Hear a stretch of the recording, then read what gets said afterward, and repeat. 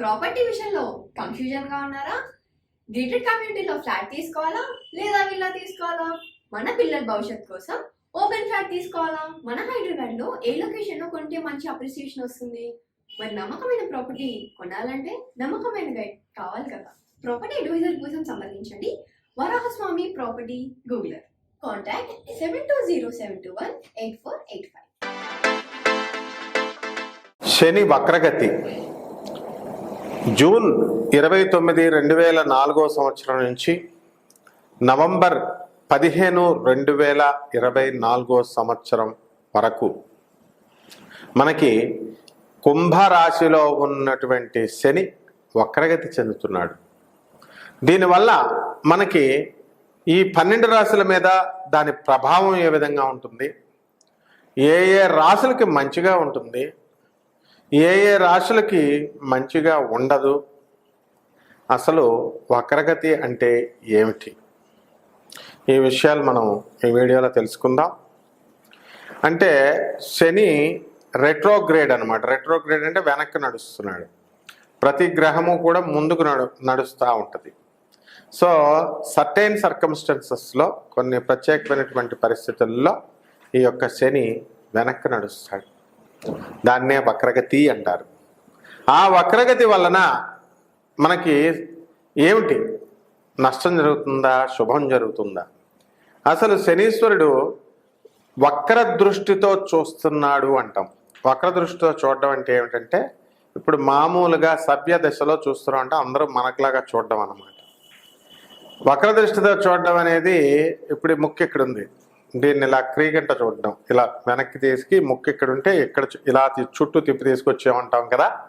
అలా ఆ శనీశ్వరుడు ఏం చేస్తాడంటే ఈ యొక్క క్రూరమైనటువంటి దృష్టితో చూస్తాడు. అప్పుడు కేవలం మానవులు కాదు, దేవతలు, నవగ్రహాలు, బ్రహ్మ విష్ణు మహేశ్వరులు, సాక్షాత్తు ఆదిపరాశక్తి అందరూ కూడా భయపడాల్సిందే. శని ఒక స్వయం ప్రతిపత్తి కలిగినటువంటి ఒక గ్రహం. అది అంటే it is an autonomous planet, autonomicity ఉంది. అంటే ఆయన తను ఊరికనే తెచ్చుకోలేదు, అది తన తపశ్శక్తితో ఆ వరాన్ని పొందాడు. అండ్ ఆ సోలార్ సిస్టంలో, ఆ సౌర కుటుంబంలో శనిది ప్రత్యేక స్థానం ఉండాలా, రవి కంటే చాలా గొప్పగా ఉండాలా అని చెప్పి వరం పొందాడు. అందువల్లనే సూర్యనారాయణమూర్తికి, రవికి పూజలు ఉంటాయి. మనం అందరం పూజలు చేస్తాం, అన్ని గ్రహాలకి పూజలు చేస్తాం. కానీ శనికి మాత్రము చక్కటి కీర్తి ప్రతిష్టలు, ప్రత్యేక పూజలు ఉన్నాయన్నమాట. అంటే తైలాభిషేకం, ఇవన్నీ కూడా.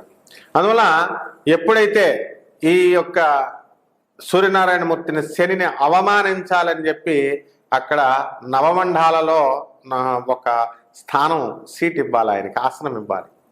అప్పుడు శనీశ్వరుడు ఏంటంటే సహజంగా ఆయన తన తల్లిని సరిగ్గా చూడలేదు అనేటటువంటి దృష్టితో తన తండ్రి అయినటువంటి సూర్యనారాయణమూర్తి మీద కోపం ఉండేది. దాంట్లో శనీశ్వరుడు తప్పేం లేదు, మాతృభక్తి ఎక్కువ. అందువలన ఎవరికైతే శనికి సభ్యదశలో ఉంటాడో వాళ్ళకి తల్లి పట్ల ఆరాధనా భావన ఎక్కువ ఉంటుందన్నమాట. అప్పుడు బంగారం కుర్చీలో కూర్చోబోతుంటే ఇది బృహస్పతిది అంటాడు, వెండి కుర్చీలో కూర్చోబోతుంటే ఇది చంద్రుడిది అని, ఇలా ప్రతిదీ రాగి కుర్చీలో కూర్చోబోతుంటే ఇది కుజుడిది అని చెప్పి సూర్యనారాయణమూర్తి రవి అవమానిస్తాడు శనిని. అప్పుడు లోహం కుర్చీ ఆఖరిగా మిగిలితే ఆ లోహం కుర్చీలో కూర్చోబెడతాడు, ఇనప కుర్చీలో. అప్పుడు శనీశ్వరుడు ఏమంటాడంటే, ఈ లోహానికే నేను వైభవాన్ని తీసుకొస్తాను అని చెప్పి తన త్రిశూలాన్ని తెచ్చుకొని, కర్మకారకుడు అయినటువంటి ఆయన, కర్మఫలదాత ఆయన వచ్చి దర్జాగా ఆ కుర్చీలో కూర్చుని ఆ యొక్క ధర్మానికి నిష్పక్షపాతంగా ఇస్తాడు. ఈ వక్ర దృష్టిలో ఉన్నప్పుడు శనీశ్వరుడు ఎటువంటి వాడినైనా సరే కొమ్ములు విరిచేస్తాడనమాట. అంటే మానవుడు చేసుకున్నటువంటి కర్మలు, తప్పుడు పనులు, మరి దానికి దుఃఖము ఫలితంగా వస్తుంది. మంచి పనులు చేస్తే మనకి మంచి ఫలితాలు వస్తాయి. మనకి సంచిత కర్మలు, ఆగామి కర్మలు, ప్రారబ్ధ కర్మలు అని చెప్పేసి మనం చాలా రకాల కర్మలు ఉన్నాయి. సంచిత కర్మలు అంటే క్యుములేటివ్, మనం 7 జన్మల నుంచి, ఒక 20 జన్మల నుంచి వచ్చినటువంటి క్యుములేటివ్, దీన్ని సంచిత కర్మ అంటాం. ఈ కర్మలన్నీ కూడా మనం పోగొట్టుకోవాలి. అందువలన ఈ యొక్క శని యొక్క క్రూర దృష్టితో మనకి చూసినప్పుడు మనకి శని జన్మరాశిలో ఉన్నటువంటి కుంభరాశికి వక్రదృష్టితో చూసినప్పుడు మధ్యమ ఫలితాలు ఇస్తాడు. అలాగే శని మరి మేన రాశిలోకి వెళ్ళినప్పుడు మనకి మధ్యమ ఫలితాలు ఇస్తాడు. ఆ తర్వాత మేషరాశిని చూసేటప్పుడు జన్మంలో ఉన్నటువంటి ఆ శని చక్కటి స్థానాన్ని, మంచి దశని ఇస్తాడు. ఆ తర్వాత వృషభ రాశికి మధ్యమ ఫలితాలు. మిథున రాశికి మనకి వరస్ట్ ఫలితాలు. తర్వాత శని కర్కాటక రాశిని చూస్తున్నప్పుడు అద్భుతమైనటువంటి ఫలితాలు ఇస్తాడు.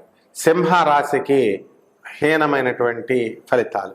కన్యా రాశికి మధ్యస్థ ఫలితాలు. తర్వాత తులారాశికి ఏమీ బాగుండదు. ఆ తర్వాత వృశ్చిక రాశికి బ్రహ్మాండంగా ఉంటుంది. తర్వాత ధనుస్సు రాశికి బ్రహ్మాండంగా ఉంటుంది. తర్వాత వచ్చినటువంటి మకర రాశికి యావరేజ్గా ఉంటుంది. ఈ విధంగా ఈ 12 రాశుల మీద మనకి ఈ శని వక్రగతి పడుతుందన్నమాట. వృషభ రాశి ఈ యొక్క శని వక్రగతి జూన్ 29 నుంచి నవంబర్ 15, 2024 సంవత్సరంలో వక్రగతి చెందుతున్నాడు. కాబట్టి అప్పుడు మన వృషభ రాశి వారికి ఏ విధంగా ఉంటుందంటే మధ్యస్థంగా ఉంది అని చెప్పుకోవాలా. మరి ఈ యొక్క వృషభ రాశి వృత్తి, వ్యాపార, ఉద్యోగ విషయాలలో చక్కగా ఎంతో అభివృద్ధి ఉంటుంది. అయితే జీతభత్యాలందరూ కూడా ఇస్తారు. ఆ తర్వాత ప్రమోషన్స్ వస్తాయి. ప్రభుత్వం నుంచి మీకు రావాల్సినటువంటి బకాయిలు ఏమైనా ఆగిపోయినాయంటే ఆ బకాయిలన్నీ వస్తాయి. డిఏలు, అరియర్స్ ఇవన్నీ కూడా మీకు వచ్చేయడం జరుగుతుంది. అలాగే పెన్షనర్స్ ఉంటారు. వీళ్ళకి రావాల్సినటువంటి 1 టైం లైఫ్ సెటిల్మెంట్ని అధికారులంతా కూడా వాళ్ళు చేసి మీకు ఇవ్వడం అనేటటువంటిది జరుగుతుంది. అయితే ప్రైవేట్ ఉద్యోగస్తులకి యాజమాన్యాలు మిమ్మల్ని గుర్తించి మీ జీతభత్యాలు పెంచడం అనేటటువంటిది ప్రోత్సాహకరంగా ఉంటుంది. అలాగే కళాకారులకి బ్రహ్మాండంగా ఉంటుంది. వృషభ రాశి వాళ్ళకి సినీ, సంగీత, సాహిత్య రంగాలలో ఉన్న వాళ్ళకి గుర్తింపుతో పాటు పారితోషకాలు కూడా వృద్ధిలోకి చెందుతాయి. అదేవిధంగా సినిమా ఫీల్డ్లో ఉన్నటువంటి వాళ్ళు ఎవరైతే ఉన్నారో అటువంటి వాళ్ళందరికీ కూడా చాలా చక్కగా మీకు గుర్తింపు వస్తుంది. అండ్ ఈ లాభాల మీద లాభాలు తీయడం అనేటటువంటిది జరుగుతుంది. మీ తల్లిగారి యొక్క ఆరోగ్య విషయంలో మీరు ఇంతవరకు చాలా బాధపడుతూ వచ్చారు, అటువంటి ఏమీ లేవో ఆ మంచి ఆరోగ్యం ఉంటుంది. అలాగే ఈ వృషభ రాశి వారు ఆరోగ్యం జాగ్రత్తగా చూసుకోవాలా. మరి శని వక్ర దృష్టి వలన ఆరోగ్య సమస్యలు వృషభ రాశి వాళ్ళకి రావడానికి అవకాశాలు ఉంటాయి. కాబట్టి ఈ వృషభ రాశి విద్యార్థుల దగ్గరికి వచ్చేసరికి వీళ్ళు అధికంగా కష్టపడాల్సినటువంటి అవసరం ఉంది. లేకపోతే మార్కులు తగ్గిపోవడానికి అవకాశాలు ఉన్నాయి. అలాగే మనకి ప్రభుత్వ ఉద్యోగ పరీక్షలు రాస్తున్నారు వీళ్ళంతా కూడా. అటువంటి పరీక్షల్లో వీళ్ళు సెలెక్ట్ అవ్వడానికి అవకాశాలు ఉన్నాయి. అయితే వీళ్ళకి ఏమిట్రా అంటే కుటుంబంలో కొంచెం మనశ్శాంతి లోపం అనేటటువంటిది ఉంటుంది. అనేకమైనటువంటి సమస్యలతో కుటుంబంలో ఉన్నటువంటి సభ్యులంతా కూడా డల్గా ఉండడం అనేటటువంటిది జరుగుతుంది. కాబట్టి ఈ విధంగా ఇదంతా కూడా ఎంత ఏలినాటి శని ప్రభావం ఉన్న వాళ్ళు మీ ఇంట్లో ఉన్నప్పటికీ కూడా విపరీతమైనటువంటి టెన్షన్ మీ ఇంట్లో ప్రివేల్ అవుతూ ఉంటుంది. అవన్నీ కూడా పోవడం జరుగుతాయి. అలాగే పనులు లేనటువంటి వాళ్ళందరికీ కూడా చేతి పనులు వాళ్ళకు పనులు రావడం అనేటటువంటిది జరుగుతుంది. అలాగే మీడియా రంగంలో మరి ఉన్నటువంటి వాళ్ళకి, జర్నలిస్టులకి అందరికీ కూడా బ్రహ్మాండంగా ఉంటుంది. ఈ యొక్క వృషభ రాశి వారికి ఎంతవరకు కోర్టు సమస్యల్లో ఉన్నటువంటి వాళ్ళంతా కూడా ఆ కోర్టు సమస్యలు మీకు అనుకూలంగా మీకు తీర్పు రావడం అనేటటువంటిది జరుగుతుంది. ఆ విధంగా ఈ వృషభ రాశి వారందరికీ కూడా ఈ యొక్క శని వక్ర దృష్టి వల్ల మధ్యస్థమ ఫలితాలు మీరు పొంది సుఖశాంతులతో ఉంటారు. రెమెడీస్. ఈ శని వక్రగతి 2024 సంవత్సరంలో జూన్ 30వ తేదీ నుంచి నవంబర్ 15 వరకు వచ్చింది. కాబట్టి మనము ఈ 12 రాసులకి కలిపి ఏమిటి మనం చేయాల్సినటువంటి రెమెడీ ఏంటంటే, ఈ యొక్క శని జన్మంలో, తర్వాత ఏలినాటి శని జరుగుతున్నప్పుడు, అలాగే అర్ధాష్టమ శని, అష్టమ శని కంటే తీవ్రమైనటువంటి శాంతి చేసుకోవాల్సినటువంటి అవసరం ఈ శని వక్రస్థితిలో ఉన్నప్పుడు ఉంటుంది.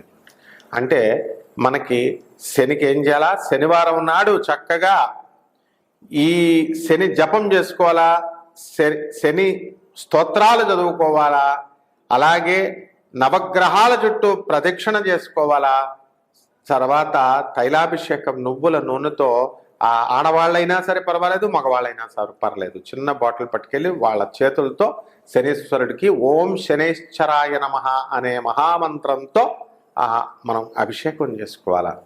తర్వాత రెండవది, శనివారం నాడు శ్రీ వెంకటేశ్వర స్వామి వారికి కానీ ఆంజనేయ స్వామి వారికి కానీ మనము మన ఇంట్లోనే మనం పూజ చేసుకోవాలి.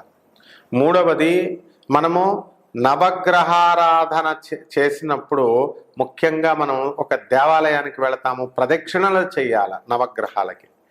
అలాగే ప్రదక్షిణలు చేసిన తర్వాత శనికి దానం ఇవ్వాలి. ఎలా? శనివారం నాడు కరెక్ట్గా ఉదయం 8 గంటలకి మనం ఏం చేయాలా, శనీశ్వరుడి ఇంట్లో కానీ లేకపోతే బయట ఏ దేవాలయంలో కానీ నల్లగా ఉన్నటువంటి బ్రాహ్మణుని, ఎలాగో మనం దానం ఇచ్చేటప్పుడు నల్లగా ఉన్న బ్రాహ్మణే దొరుకుతాడు అనమాట, అది శని యొక్క ఏర్పాటు. సో బ్రాహ్మణుడికి, పేద బ్రాహ్మణుడికి నల్లని వస్త్రాన్ని, ఆ తర్వాత కిలోంపావు నల్ల నువ్వుల్ని, ఈ రెండిటిని తీసుకొని ఉదయం కరెక్ట్గా 8 గంటలకు శనీశ్వర స్వామి పేరు చెప్పి ఓం శనైశ్చరాయ నమః అంటూ ఏ ఏ గ్రహాః అరిష్టస్థానగతాః తేషాం గ్రహాణాం శుభ ఏకాదశ స్థలాఫలా వ్యాప్త్యర్థం తిలదానం కరిష్యే అని చెప్పేసి బ్రాహ్మణుడికి అధిక పారితోషకాన్ని ఇచ్చి మనము శనీశ్వరుడికి దానం చేయాలి. ఈ విధంగా మనము శనికి దానం చేసిన తర్వాత జమ్మి చెట్టు ఉంటుంది, ఆ జమ్మి చెట్టు చుట్టూ ప్రదక్షిణలు చేసుకోవాలా. ప్రదక్షిణలు చేసి చక్కగా ఆ చెట్టుకి నీళ్లు పోయాలా, సేవ చేయాలా. సేవ చేయాలంటే దూరంగా అగరబత్తి వెలిగించి, దూరంగా దీపం వెలిగించి, ఆ జమ్మి చెట్టుని నమస్కారం చేసుకుంటూ ప్రదక్షిణలు చేసుకుంటూ 11 లేదా 21 ప్రదక్షిణలు చేసుకుంటూ మనం చేసినటువంటి పాపాలన్నీ కూడా క్షమించాలి, పోవాలి అని చెప్పి ఈ జమ్మి చెట్టుకి చక్కగా మనం అర్చన చేసుకుంటే ఈ యొక్క శని వక్ర దృష్టి మీద ఉన్నటువంటి ఈ యొక్క ఫలితాలన్నీ కూడా, వక్ర దృష్టితో వచ్చినటువంటి దుశ్శకునాలు కానీ, దుష్ట ప్రభావాలు కానీ, దుష్ట ఫలితాలు కానీ అవన్నీ కూడా శమించిపోతాయి. అందువలన మనము ఈ యొక్క శనికి నల్లని వస్త్రాన్ని మనము ఆ మగవాళ్ళకు కూడా కాకుండా ఆడవాళ్ళకు కూడా నల్ల చీరను దానం చేయొచ్చు. అలాగే దశమహావిద్యలలో ఒకటైనటువంటి మహాకాళి అమ్మవారు చక్కగా ఆ నల్లని వస్త్రాన్ని అక్కడ పెట్టి, పీఠం పైన పెట్టి అమ్మవారికి వేసి ఓం మహాకాళ్యై నమః క్రీం క్రీం క్రీం దక్షిణే కాళికే క్రీం క్రీం క్రీం హూం హూం హ్రీం హ్రీం దక్షిణే కాళికే హ్రీం హ్రీం హూం ఫట స్వాహ అని ఇలా రకరకాల మంత్రాలు ఉంటాయి. మీరు అవన్నీ ఏం చేయాల్సినటువంటి అవసరం లేదు. ఓం క్రీం మహాకాళ్యై నమః అనే మహామంత్రంతో మీరు కనుక చేసుకున్నా, లేదా సింపుల్గా ఓం మహాకాళ్యై నమః అనే మహామంత్రంతో మీరు చేసుకున్నా ఆ అమ్మవారికి చక్కగా జపం 108 జపం, ఒక మాల, అలా మీరు ఎంత చేయగలిగితే అంత మాలని శనివారం నాడు మీరు కనుక చేసుకున్నట్లయితే ఈ యొక్క శని యొక్క క్రూర దృష్టి నుంచి, శని యొక్క వక్ర దృష్టి నుంచి మీరు తప్పించుకోగలుగుతారు.